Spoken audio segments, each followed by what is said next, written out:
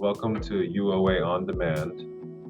My name is Dr. Hisham Abdelfattah, and with me is Dr. Christopher Doumas, and we are both orthopedic hand and upper extremity specialists with University Orthopedics.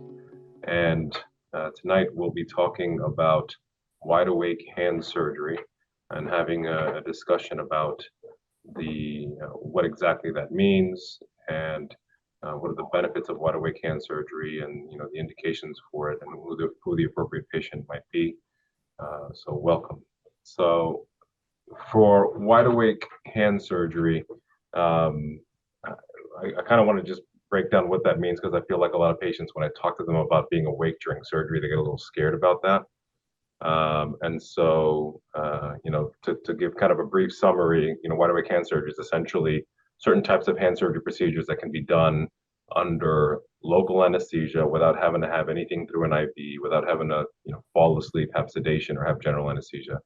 And these types of surgeries can range from, soft tissue procedures and, sometimes even some small fracture cases. Do you do a lot of wide awake hand surgery, or are you a little bit more selective about the procedure type or the patient type? Well, I think some of the benefits that we've seen for this over the years is, just based on the history of this, there used to be some fear of doing this type of procedure with the epinephrine, especially in the fingers and the hand. Yeah. Because what that does is it decreases the blood flow to the finger, it vasoconstricts. People are always worried about finger necrosis with epinephrine, and that's really the game changer now. Is Dr. WALANT basically popularized this method and has brought it worldwide now at this point where we can now safely use these medications and tools to do this under a safe technique. So the tourniquet causes pain, right? And so wide awake hand surgery is basically, we call it wide awake local anesthesia, no tourniquet. So we term it WALANT for short. And it just opens up a whole new subset to patients because it's safer for a variety of reasons. It's cheaper for a variety of reasons. And it's just a very good way to do things. If I was going to have hand surgery myself, this is what I would choose to do it under, because you can drive in, you could eat the day of surgery, there's no testing involved. So there's a lot of benefits in doing it. So it's broadened my indications, number one, for helping patients, because you can do, more sickly patients, older patients who don't want to go to sleep, and they've been avoiding surgeries that are relatively simple, like carpal tunnel surgery, that can be game changers for them once it's released. And it allows us to now safely do this without the risks of anesthesia. Yeah, no, I agree. I mean, I think there are certainly some circumstances that are more ideal than others, but I feel like in general, for a lot of the kind of shorter procedures, so things like carpal tunnel releases, trigger finger releases, or tendon sheath releases, even ganglion cyst excisions, sometimes finger fractures and things like this. They can quite routinely now be done under WALANT surgery, wide awake, no anesthesia, no anesthesia, no tourniquet.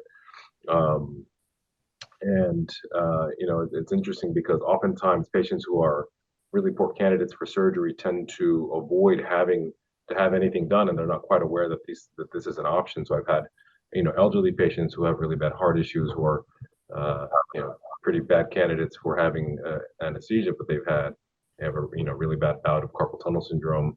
I've had quite a few pregnant patients actually who, as we know, pregnancy, especially in the later trimester, can be an increased risk for developing carpal tunnel syndrome because of fluid retention and things like that. And so I've had a handful of pregnant patients that are in their last trimester who obviously we want to try to avoid, general anesthesia if we can. And I've been able to successfully perform some carpal tunnel releases in our pregnant patients and giving them some pretty significant relief and allowing them to sleep a little bit better with being able to do this. But I think people fear the idea of being awake during surgery. So some of the other benefits that I think that you touched upon a little bit ago is that when you don't have any systemic anesthesia, when you don't have anything through your IV, you're not getting sedation or general anesthesia, you can often, show up to the surgery center and send your, and, oftentimes, depending on the procedure that you're having, you can drive yourself home. So you don't have to worry about having to have somebody drive you home after surgery. And, transportation is often an issue for a lot of our patients too. Are there particular cases that you feel are maybe not so great for Wallant surgery? I think the biggest things we worry about, number one, what I hear a lot about is number one is people are afraid of needles. Obviously Yeah. nobody wants to have a needle put in them, but there's a lot of different techniques that we can utilize to make them more comfortable. Number one, so I think that's the biggest fear that most people have is just the feeling of that. Mm. But I always ask everybody while I'm doing it because you can talk to the patient. I ask everybody when I'm done, is it better than the dentist? And I would say 85 to 90% of the people think it's much easier than going to the dentist Yeah. because we can make it much more comfortable for them. I Right. think the patients who you don't want to be doing this on there are some patients who are very anxious and who are very needle phobic, and that's a real thing. But most of the time, you can talk people through this and make it in a very comfortable way. Really, I think the biggest issues are more people who have peripheral vascular disease. If they've got a history of ischemia in limbs, Raynaud's phenomenon, that vasoconstriction where you're constricting the blood vessel with the epinephrine can cause increased pain in those areas and can potentially put them at risk for some of these other things. The good news is if if you have that or have a circumstance where you have an abnormal reaction to the epinephrine, there's a way to reverse that with phentolamine that all the emergency rooms carry, at least near us. We've checked with them obviously before we started doing this, so we know they have it available. That if you ever needed to, in that rare subset of patients, which I've been doing this for years, never had to even worry about that. It can reverse the epinephrine as well. So I think that was one of the big fears with this early on when it started to get popular. But there's really been in very large studies shown to be not a very high rate of needing to do that. And I think one of the other benefits, again, is cardiac patients. I think sometimes the cardiologists and the primary care doctors get a little, leery of having their cardiac patients have epinephrine because it could create a vasoconstriction of the heart, things of that nature. And that's been shown also to be very safe in these patients, and it's safer than doing it with sedation. So, Yeah, no, I agree. I mean, the data, basically all supports it, and there's not been a lot of reports of reactions to epinephrine, especially because where our indications are obviously uh, are generally appropriate. And somebody with peripheral vascular disease, you want to try to pick, if you can, obviously avoid epinephrine, but for the most part, these are relatively straightforward procedures that we do quite commonly. Um, so, are you doing any fracture fixation under wide awake surgery? yes. So, I mean, a lot of the finger fractures you can, definitely do under wide awake surgery. Yeah. Some of the, metacarpal hand fractures, things of that nature that you can do under wide awake surgery as well. It just requires understanding the anatomy, where it needs to get numbed, and everything along those lines, and able to allow you to do it comfortably. A lot of this also I explain to patients to get them through it is, we test everything before we do anything. So, before you make an incision, you're pinching the skin to make sure they don't feel pain.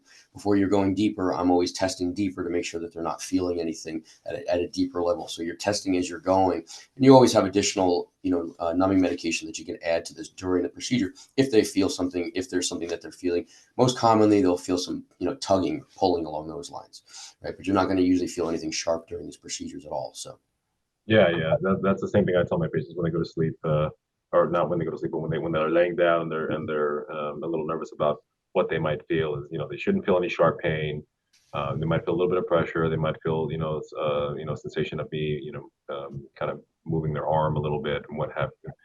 But they won't feel anything sharp and painful. And there's always some additional numbing medication that can be given if need be. But we like you said, we test it out and make sure that they're perfectly comfortable.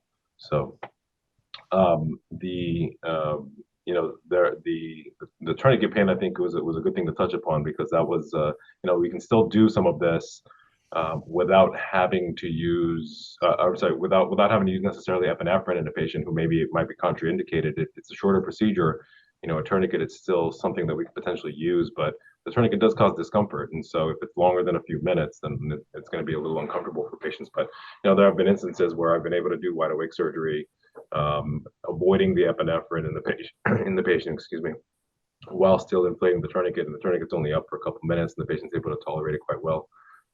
And I think overall, the anxiety is a little bit of a hurdle to get through for some people. The idea of having to hold still a little bit and be awake while somebody's operating on you. But I think once they realize how much more smoothly things might go and how common this has become, they would opt for it more frequently. I mean, I think even things like finger fractures and things like that.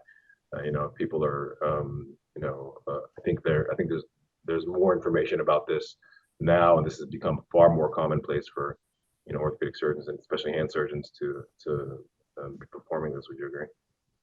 Yeah, I definitely agree. And I think it's also, changed our outcomes as well because you can examine the patients under anesthesia. For example, tendon transfer surgery where somebody rips a tendon, or tendon fixation where you're fixing a flexor tendon or an extensor tendon. You can do these under wide awake now, and you can actually have the patients move their hands and give them Yeah, commands to make sure that your tendon transfer or your repair are not getting stressed and they're not getting stuck either. So, a common problem with flexor tendon repair is the tendon repair can be bulky and it doesn't get through the sheath smoothly, and you might lose motion with that. So the benefit of these now as well is you can have the patients actually close a fist and open a fist while they're wide awake and following commands to make sure that they can get the optimal result. So yeah. For me, the tendon repair is really been a big indication because you're able to test it like you said, and if it's going to gap at the time of surgery, there's definitely an increased risk that tendon repair is going to rupture postoperatively if there's too much stress or if it doesn't glide through the tendon sheath. And so I think doing tendon repairs has really been fantastic under WALANT surgery. Um, is there anything else about wide awake surgery that you'd like to mention? I think the simplest things is that you can, as you said before, you can drive yourself in, you can drive yourself out. You don't really need any assistance. So for people who are alone, it's valuable. From a cognitive standpoint, there's a lot of surgeries that, for example, in an older patient where you're worried about sedation, you're worried about general anesthesia, there's no effect on the cognition whatsoever. And quite honestly, a lot of the patients actually enjoy themselves when it's done because it's a nice experience. The Yeah, nurses are great. You can talk to your surgeon while you're actually having the procedure done. They can explain things that are going on. If there's questions, if there's issues, you can go through the recovery protocols. You can go through some of these other things while you're actually working with the patient. And there's just a lot more ability to answer the questions specific to that patient while you're doing the procedure. So, yeah, it is really cool.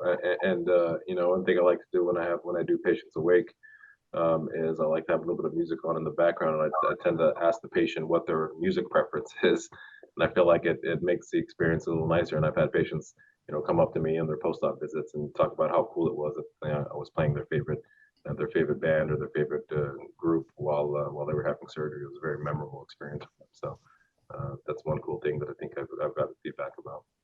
agreed. Yeah.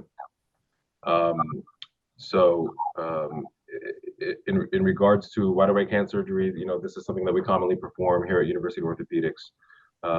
It is something that is still done in an operating room. So I get patients asking me about, is this something that we just do in the office? And we still have to do it in a sterile environment. It's in a controlled environment. We're still in the operating room technically. So they're not necessarily office procedures, but they are procedures that can be done in the operating room that can be done wide awake. And so that's something I think to keep in mind. And that may change. I mean, that may be something that changes in the future. I know in Canada and some other places, some of these procedures can be done in an office setting, but that's less common here in the States, I think. Would you agree with that? I mean, I don't know anybody around who's doing these in the office per se. I mean, you have to have certain licenses and things for that to be the case. I would agree. And for me, sterility is a big issue, and nobody wants an infection, patients or surgeons. So, I prefer a much more sterile environment. There's, people who use smaller hand packs with less draping, things of that nature. But I still like to keep everything the same as it used to be, just so at least it's much more consistent with how things were in the past. And this way, there's much less risk involved in that. I think one of the other things, that we have learned over the years is just different ways of doing the injections more comfortably, so that you don't have to worry as much about the needle stick. And it's just, there's a process in doing it. So you go nice and slow with the fluid. You don't advance the needle past the fluid base. So at least the needle's only touching the skin as you're feeling that. And then, as you get the medication and you feel more pressure than anything.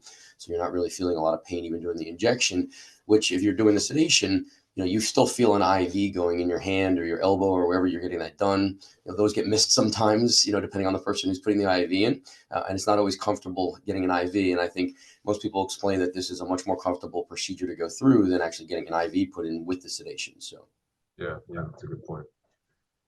Well, I think that's a pretty good overall on wide awake hand surgery with no tourniquet. Again, this is something that's commonly performed by the hand and upper extremity surgeons here at University of Orthopedics. But if anybody has any additional questions or if they'd like to find out a little bit more information, I'd like to direct you to uoanj.com. That's our website. You can find out a little bit more about the procedures that we perform and can reach out to us to schedule an appointment. Thanks, Chris. Have a good night. Thank you.